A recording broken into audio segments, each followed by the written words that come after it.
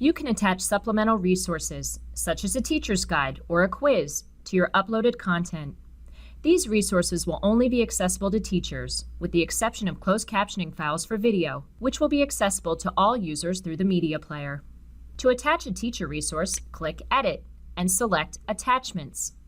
Select the type of attachment you are adding, and either enter the URL for the resource or drag and drop the file into the drop zone to add it. You may also choose to add a quiz to your uploaded media. To do so, select Quiz Questions. Type a question and add answer choices. Set the correct answer and save your question. You can add up to 25 quiz questions for each title.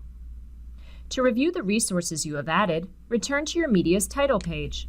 These resources will be located in the Supplemental Teachers Documents area.